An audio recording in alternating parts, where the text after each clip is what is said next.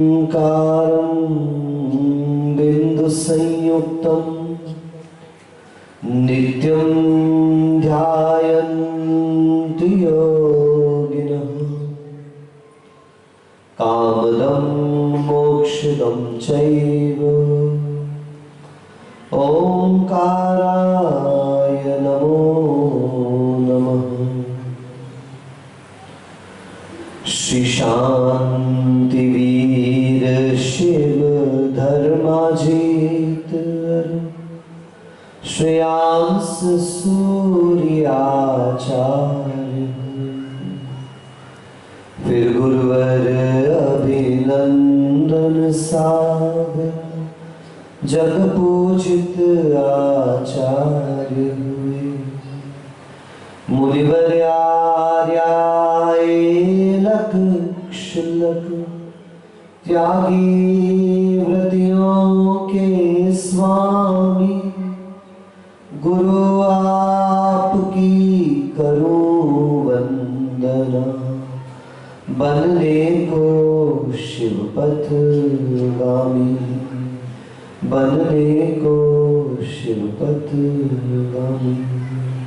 पंच परमेश्वर भगवान की मूल नायक श्री 1008 वृषभनाथ भगवान की चैतन्य चमत्कारी चिंतामणि देवपुरी एवं श्रवणोदय तीर्थ पर विराजमान श्री 1008 पार्श्वनाथ भगवान की चारित्र चक्रवर्ती प्रथम आचार्य गुरुवर्षि शांति सागर जी मुनि महाराज की परम पूज्य समाधि सम्राट अभीक्ष्ण ज्ञानोपयोगी वात्सल्य मूर्ति मम दीक्षा गुरुवर्य षष्ठम पट्टाचार्य समाधिस्थ गुरुवर आचार्य अभिनंदन सागर जी मुनि महाराज की राष्ट्र गौरव धर्मालंकार परम पूज्य आचार्य श्री रयण सागर जी महाराज की वर्तमान सप्तम आचार्य श्री अनेकांत सागर जी महाराज की समाधिस्थ आचार्य भगवान श्री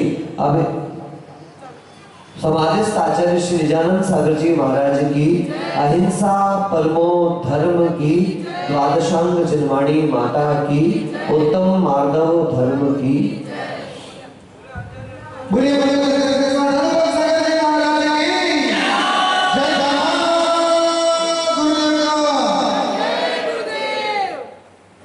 कुदरत को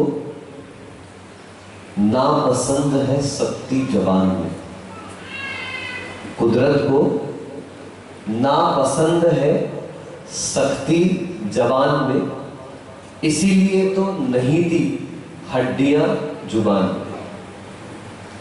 प्रकृति ने शरीर की संरचना का निर्माण किया है और वास्तविकता में अगर हम चिंतन करें तो सच में शरीर में जबान एक ऐसी जगह है जहां पर हड्डियां नहीं।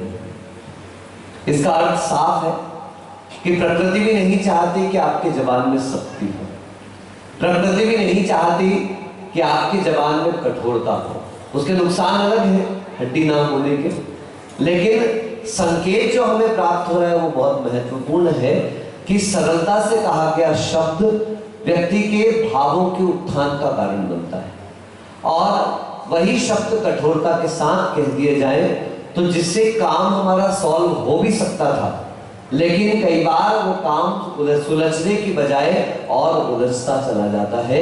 आपके सामने इतना महत्वपूर्ण उदाहरण जैन आगम में प्रस्तुत है और जो जैन आगम नहीं भी पढ़े होंगे तो सारे लोगों ने वो सीरियल अवश्य देखा होगा। कौन सा? महाभारत। देखा?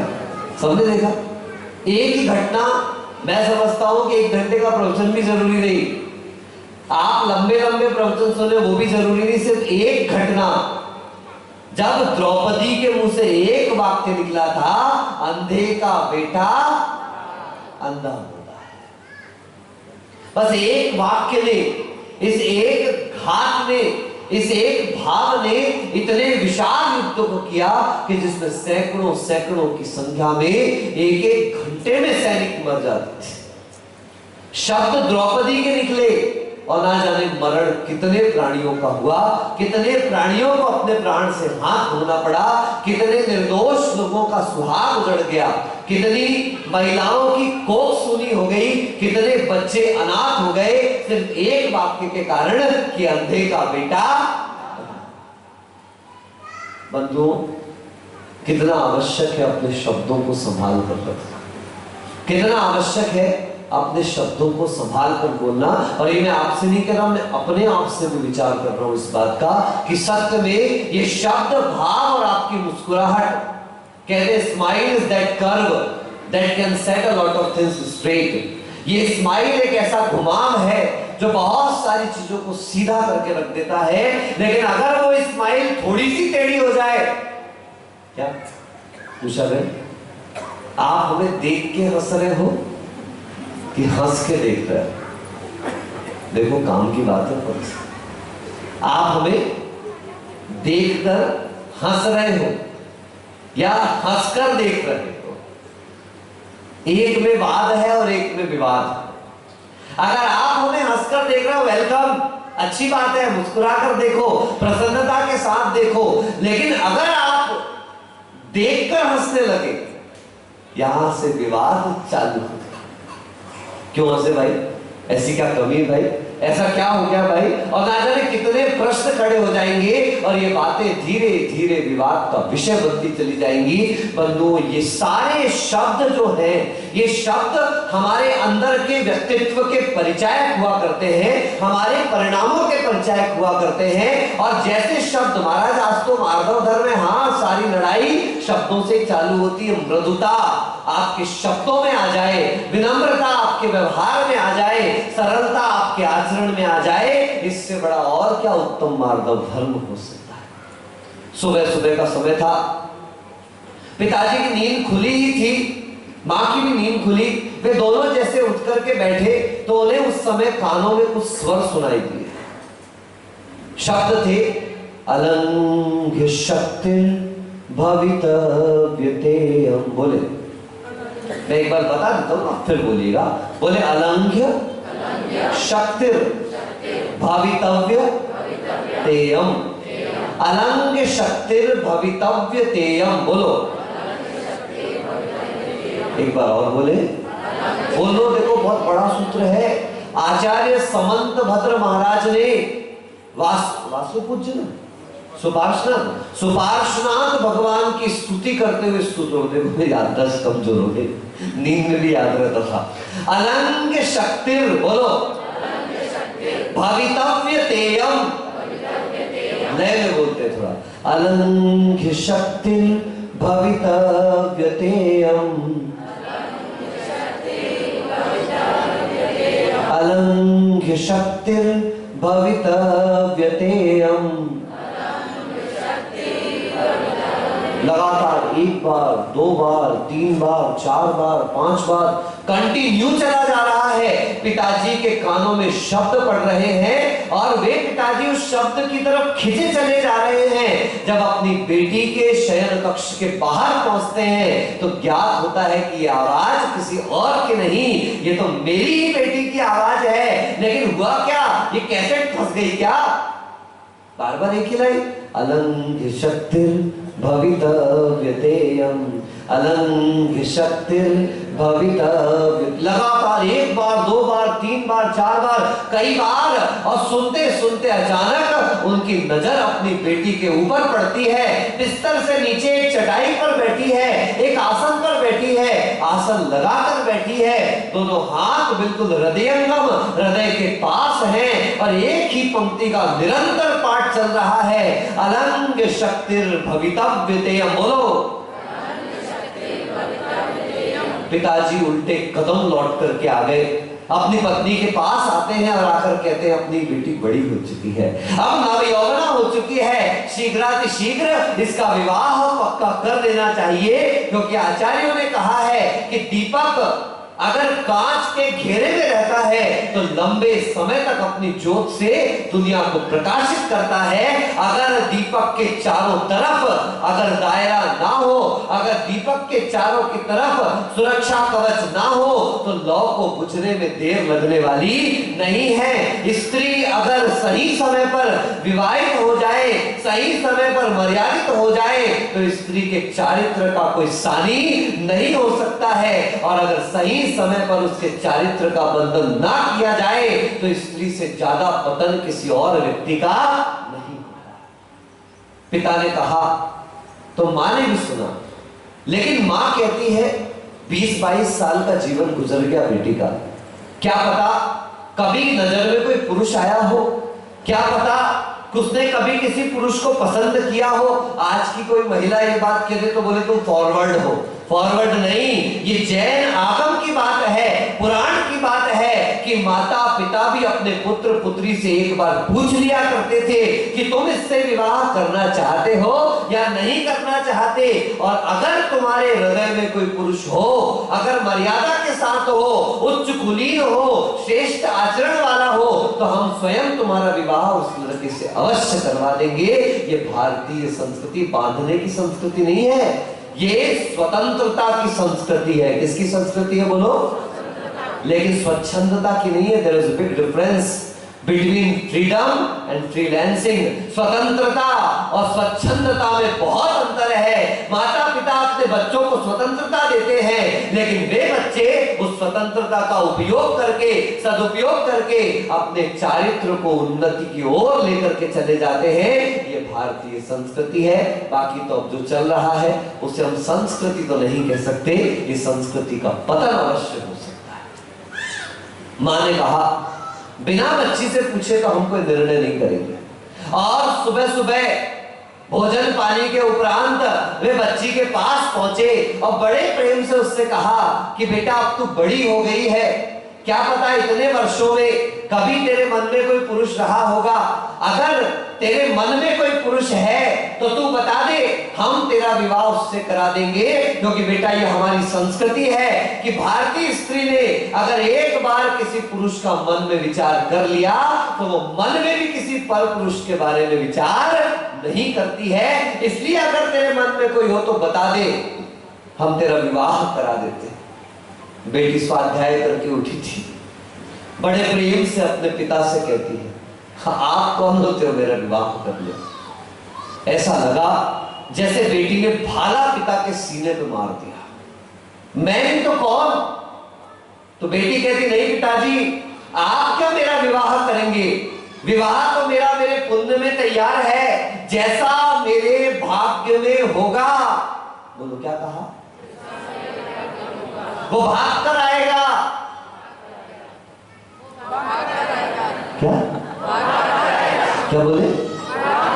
अच्छा अच्छा, हाँ मतलब बोलते हो तुम लोग, पता तो करते थे। शब्द की बात चल रही, शब्द नहीं निकले तो भी लफड़ा है। मैं भी मौन होके बैठ जाता हूं। फोटो खींच लो, नहीं कोई फायदा ही नहीं होने वाला। शब्द बहुत बड़ा सहारा है। जैसे आप इतनी प्रसन्नता से सुन रहे हैं, जब मैं बोलता हूं और आप मेरे साथ बोलते हैं तो आपसे कई गुना प्रसन्नता मेरी बढ़ जाती है, क्योंकि आप पता चलता है कि हाँ आप सुन रहे हो। सुन रहे हो ना?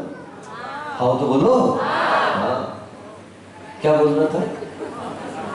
जो भाग्य में होगा, बोलो भाग कर आएगा, और जो भाग्य में नहीं आकर भी भाग जाएगा। भाग दो भाग दो भाग दो। क्या भाग दो?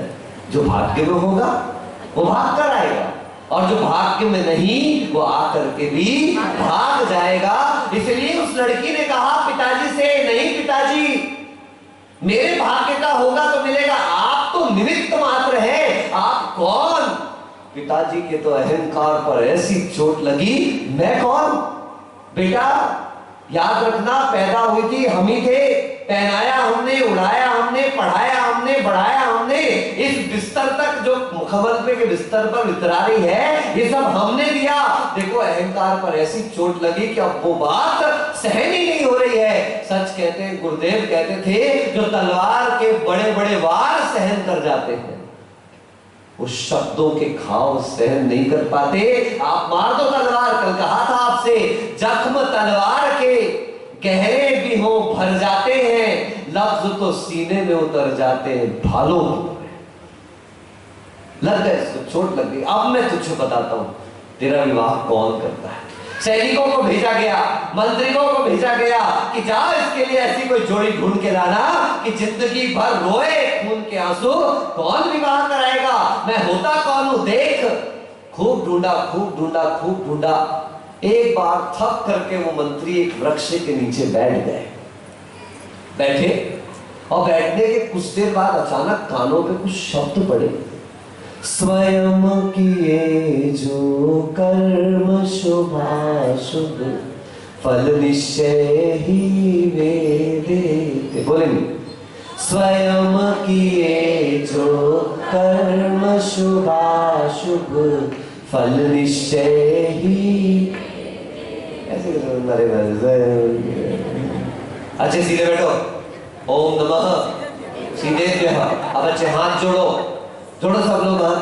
अच्छी आंखों को बंद करो और ऐसा ही मानो कि आप ही उस कैरेक्टर में हैं और आप ही ये शब्द कह रहे हैं, स्वयं किए जो कर्म शुभाशुभ फल निश्चय ही वे देते। बोले, स्वयं किए जो कर्म शुभाशुभ फल निश्चय ही वे देते। एक बार, दो बार, तीन बार, चार बार, 5 बार, 10 बार, 50 बार, 100 बार मंत्री के कान में पड़ा।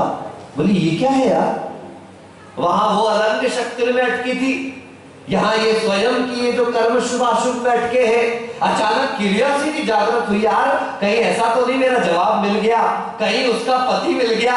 और ढूंढते ढूंढते ढूंढते उस तरफ जा रहा था। जैसे जैसे आगे बढ़ते जाते थे ऐसे ऐसे इतनी तीखी बदबू, इतनी खराब बदबू, नाक बंद कर करके जैसे ही अंदर पहुंचे और जंगल के उस बीच के स्थान का वो दृश्य देखा। एक नहीं, दो नहीं, तीन नहीं, कितने 700 कोढ़ी बैठे हुए हैं और उनका राजा भी बैठा हुआ है और गाना चल रहा है। क्या?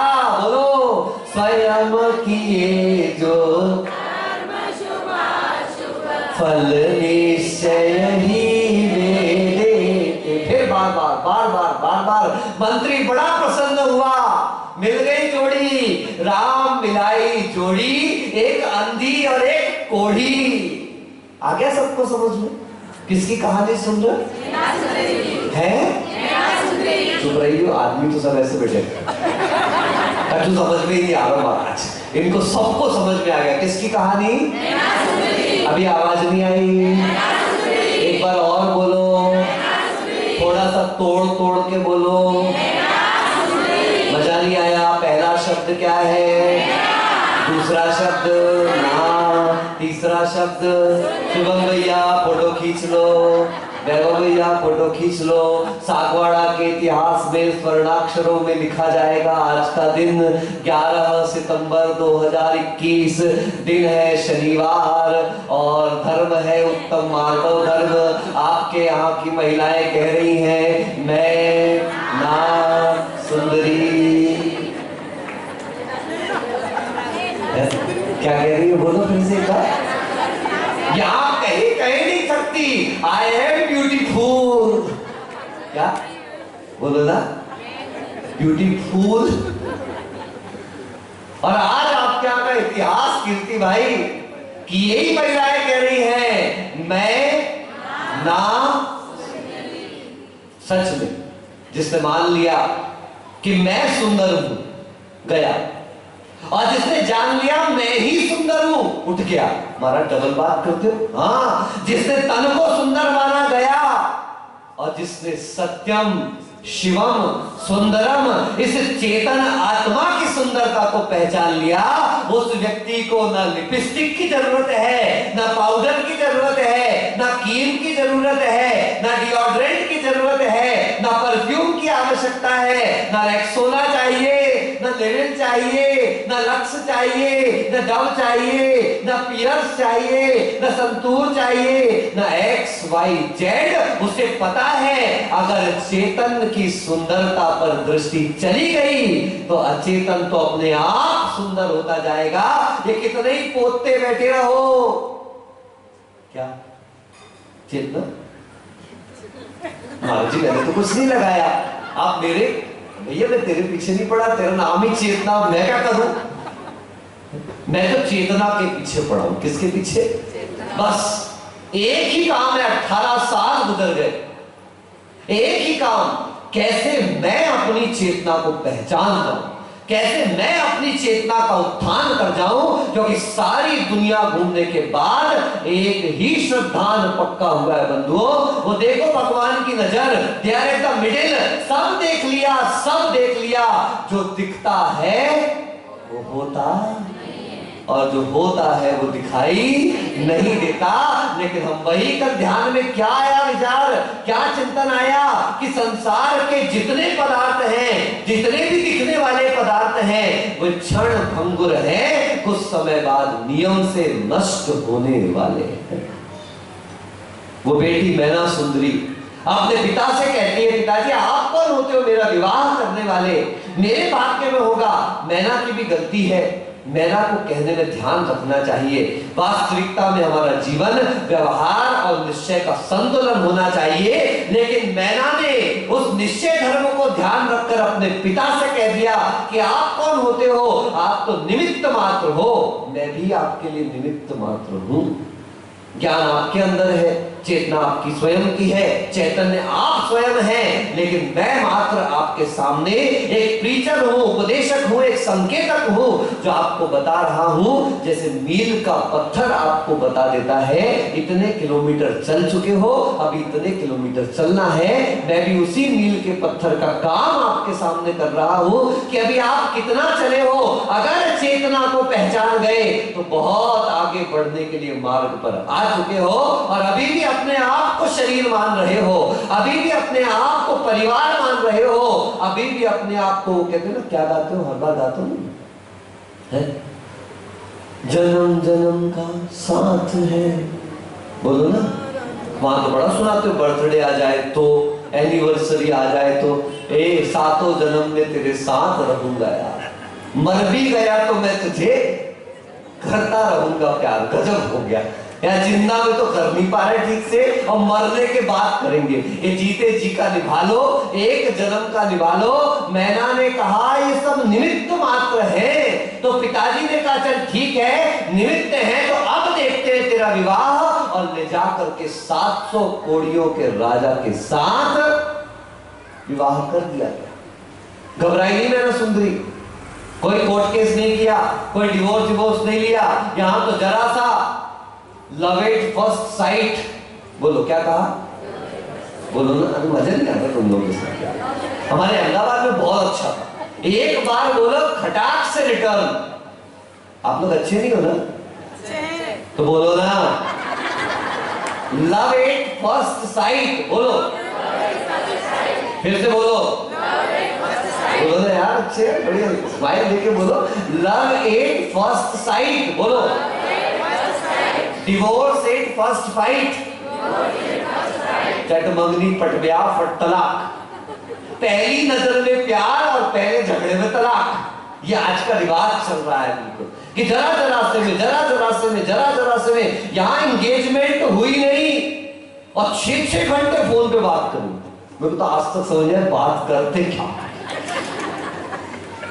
मैं तो मतलब यूं भी महाराज जी लोग, कोई दर्शनार्थी भी आप लोग आ जाते, यदि 2-5 मिनट मेरे पास बैठ जाते हैं, आहार पूछ लिया, स्वास्थ्य पूछ लिया, अब इसके बाद क्या बात करें उनको तो समझ में नहीं आता है। अश्विन ने बहुत बात करी लगता है, पूछ लेंगे अभी भैया आनंद जी की मम्मी से क्या हाल। तो ध्यान रखिए बंधुओं, ये मैना ने कहा ये सब निमित्त मात्र है। पिता ने कहा कोड़ी से विवाह करवा दिया, और जैसी कोड़ी से विवाह हुआ, मैना ने एक क्षण को भी कोई संकल्प विकल्प नहीं किया। अष्टालिका पर्व आए, विधान प्रारंभ, सिद्ध चक्र महामंडल विधान, साक्षात चैतन्य सिद्ध परमेश्वरी की आराधना रोज अभिषेक करती थी, और ले जा करके गंधोदक उन कोड़ियों के ऊपर छिड़क देती थी। 7-8 दिन के इस विधान के उपरांत सारे के सारे कोड़ियों का कोड़ दूर हो गया। जब खबर पहुंची, सारी जगह नगर में खबर आग की तरह फैल गई कि सारे कोड़ी स्वस्थ हो गए, और वो कोड़ी कोड़ी नहीं था, वो तो कामदेव श्रीपाल था, कोटि भट्ट श्रीपाल।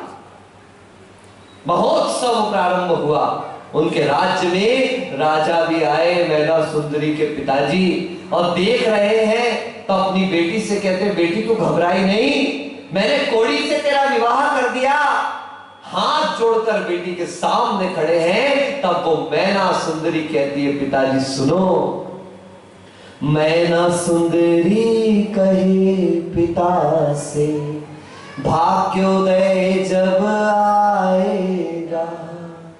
मैना सुंदरी कहे पिता से, भाग्योदय जब आएगा। कोड़ीपति जो दिया आपने, कामदेव बन जाएगा। मैना सुंदरी कहे पिता से, भाग्योदय जब आएगा। देखिए कहां तो कोड़ीपति मिला और कहां विधान किया, कहां आराधना करी, कंदोदक एक एक कोड़ी तक पहुंचाया और परिणाम देखो कि सारा का सारा कष्ट और कोड़ दूर हो गया। पिता के मन में फिर भी संशय था। वो कहता है अपनी बेटी से, तू तो कहती थी कि जो होगा भाग्य में देखेंगे, अब तू कहती है कि सिद्ध चक्र किया इसलिए कोड़ दूर हो गया, गंधोदक छिड़का इसलिए कोड़ दूर हो गया। ये तो फिर वही बात हुई, अगर तेरे करने से हुआ तो भाग्य ने क्या किया। तब मैना सुंदरी कहती है, ध्यान से सुनना, जो बात उसने अपने पिता से कही कि पिताजी संसार में सारे कामों को भाग्य पर छोड़ना चाहिए और धर्म क्षेत्र में सारे कार्यों को पुरुषार्थ पर छोड़ना चाहिए। हम संसारी उल्टे चल रहे हैं। धर्म क्षेत्र में कहते हैं भाग्य होगा, महाराज का अपराध हो जाएगा, भाग्य होगा आहार हो जाएगा, भाग्य होगा महाराज के दर्शन हो जाएंगे, भाग्य होगा तो शादी धारा हो जाएगी। और धर्म क्षेत्र में भैया दुकान खोलेंगे तो खुलेगी, खाना बनाएंगे तो बनेगा, अरे उठाएंगे तो मिलेगा। वहां देखो बफर सिस्टम में एक आध दिन वहां सोच लेना, भाग्य में होगा है नहीं मिलेगा, बोलो ना महाराज जी, वहां तो कूदना पड़ता है। लेकिन फिर भी ध्यान रखना, मैं आज आपको लिख के दे रहा हूं, एक दिन स्टैंडर्ड मेंटेन करके देख लेना, मत भागना आगे। मुझे पूर्ण विश्वास है कोई ना कोई आपके पास आएगा, भाभी जी आप ले नहीं रहे, आइए ना लीजिए। ये वास्तविकता में अपनी डिग्निटी मेंटेन करिए, अपना स्टैंडर्ड मेंटेन करिए, अपनी इज्जत बनाइए। ये हम गिद्ध भोजी जैन नहीं है, हम दिवा भोजी जैन है। कैसे जैन है बोलो? गिद्ध भोजी नहीं, दिवा भोजी, दिन में खाने वाले, इज्जत से खाने वाले। कोई 4 बार पूछे, हमने कभी आपसे कहा अरे यार हमारे आहार नहीं हो रहे, चौका लगा लो हमारे लिए। रोटी के पीछे नहीं आए, घरे अच्छी मिल रही थी, बाटी बाफला भी मिल रहा था, इडली डोसा भी मिल रहा था, पानी पूरी चाउमीन भी मिल रहा था और पिज्जा विज्जा सब मिल रहा था साहब। यहाँ सागवाड़ा रोटी खाने के लिए, कल से रोटी बनना बंद, खिचड़ी खाओ। निर्मला भाभी कहाँ गया तो दिखी नहीं। अच्छा खिचड़ी खाओ, खिचड़ी खाते हो कि नहीं खाते हो? खिचड़ी खाने वाला हमेशा स्वस्थ रहता है, ध्यान रख करके चलना। वो मिक्स रहता है, मिलजुल करके रहता है, सबके स्वाद अपने में समाकर चलता है। हमारे यहाँ बुंदेलखंड की तरफ कहावत चलती थी, खिचड़ी के 4 यार, बोलो दही पापड़ घी अचार, सर्वांगीण है। खाने में सब चाहिए, दही भी चाहिए, पापड़ भी चाहिए, घी भी चाहिए, अचार भी चाहिए और अभिषेक पानी से कर लो है। क्यों भाई? तो जब खिचड़ी के साथ दही चाहिए, खिचड़ी के साथ अचार चाहिए, खिचड़ी के साथ घी चाहिए, खिचड़ी के साथ पापड़ चाहिए, तो भैया अभिषेक में भी तो सब लेके आया करो। ये मत कि कल पापड़ लेके आ गए, कहने का मतलब जो अभिषेक के योग्य द्रव्य है वो लेके आया। लेकिन हम नहीं समझ पाएंगे, क्यों? क्योंकि सारी लड़ाई अहंकार की है। मैं, ये मेरे मुख से निकल गया। आचार्य भगवंत कहते जरा ध्यान दो, गगन चूमते शिखर हैं। देख लो पुराने जितने मंदिर हैं, नए की बात नहीं कर रहा, जितने पुराने जूना मंदिर चले जाओ, गगन चूमते शिखर हैं, भूस्पर्शी क्यों द्वार, देखो हमसे कह रहे नत बन मत मदधार। कि जितने मंदिरों के शिखर हैं वो ऐसा लगता है कि आसमान चूम रहे हैं, और दरवाजे ऐसे जैसे धरती को छू रहे हैं। क्यों? ताकि जब भी दूर से मंदिर का शिखर दिखाई दे आपकी पगड़ियां उछल जाएं, और जब आप मंदिर के अंदर प्रवेश करो तो आपकी कमर झुक जाए। अरे जिसकी कमर नहीं झुक रही है उसकी श्रद्धा भी कभी झुकने वाली। झुकता वही है जिसमें जान होती है, झुकता वही है जिसमें जान होती है। अकड़ तो मुर्दे की खास पहचान होती है। अगर जान है, चेतना है, जीवित हो, जिंदा हो, बुद्धिमान हो, विवेकवान हो, समझदार हो, तो याद रखना कि मुझे झुकने की कला आनी चाहिए। अगर विनम्रता है तो सारे गुणों पर भारी पड़ जाएगी, और अहंकार है तो वो भी सारे गुणों पर भारी पड़ जाएगा। विनम्रता सारे गुणों की कमी को पूरा कर देती है, और अहंकार सारे गुणों को दुर्गुणों में बदलने में देर नहीं करता। और बंधुओं, अहंकार तो करना ही मत। अहंकार में 3 गए, धन, वैभव और वंश। अहंकार में 3 गए, धन, वैभव और वंश। ना माने तो देख लो रावण, कौरव और कंस। रावण, याद करो उस घटना को, सीता को उठा ले गया, बहुरूपिया बन के आके ले गया। उसे पता था कि मैं इसको सीधे रूप में नहीं ले जा सकता। वो साधु के वेश में आके ले गया, लेकर के गया। थोड़ा ही दूर गया था, और जाने के बाद सीता के हाव भाव, सीता के परिणाम, सीता की दृष्टि और सीता के चेहरे पर नजर जैसे उसने डाली, वो रावण घबरा गया। ये सती है, मैं इसका कुछ भी नहीं बिगाड़ सकता, और ये तो राम पर इतनी अनुरक्त है कि ये तो कभी मेरी होने वाली। क्या करूं? मन में आया वापस छोड़ देता हूं, क्योंकि ले जाने से फायदा है। लेकिन उसी समय अहंकार बोला, अरे 3 खंड का अधिपति, दशानन, अर्ध चक्रवर्ती, प्रति नारायण, और इतना ज्ञानी, इतना बुद्धिमान, ऐसा मैं रावण ऐसे ही छोड़ दूं? अब जिसको उठा लिया तो उठा लिया। अगर राम को अपनी स्त्री चाहिए तो आए, या तो मेरी सत्ता को स्वीकार करे, या फिर मुझे जीत कर मेरी सत्ता को हरा करके जाए और अपनी पत्नी को ले जाए। उस एक अहंकार से रावण चला गया। कौरव, देखो कहते ना, वो जिनके वंश में दिया न बाती, 100 लाख पूत 1.25 लाख नाती, ऐसे ही है संभवतः कि 100 क्या था, मैं भूल गया, बहुत अच्छा शब्द आता है कि इतने सारे तो बेटे और 1.25 लाख नाती, और उनके घर में दिया न बाती। मतलब ऐसा कौरव वंश विध्वंस हुआ अहंकार के कारण कि उस कौरव वंश के आगे वंश में ना तो कोई दिया जलाने वाला बचा, ना कोई बाती लगाने वाला बचा। और यही हाल कंस का हुआ। ये इतिहास हमारे सामने है बंधुओं, ये पुराण हमारे सामने है।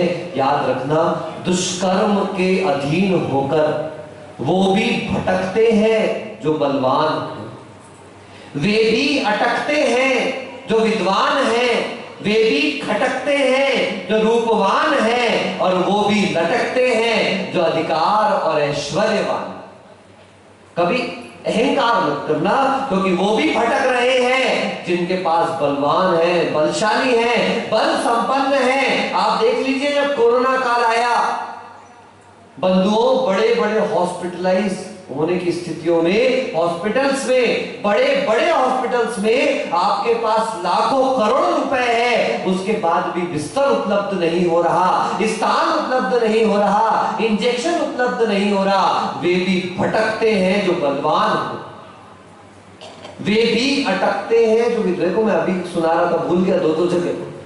तो ये अहंकार नहीं करना, क्या पता कब आवाज रुक जाए, कब गला बंद हो जाए, कब जबान काम ना करे। हमारे में एक दिन बताते बताते रह गया था आपको, पूज्य मुनीषी क्षमा सागर जी महाराज। आप कभी YouTube पर एक प्रवचन सुन लेना उनका, क्षमा सागर जी का नाम डालकर, आप एक बार ईयरफोन लगाकर वो प्रवचन सुनना, आप अपने आप को अभिभूत महसूस करेंगे उन प्रवचनों को सुनकर।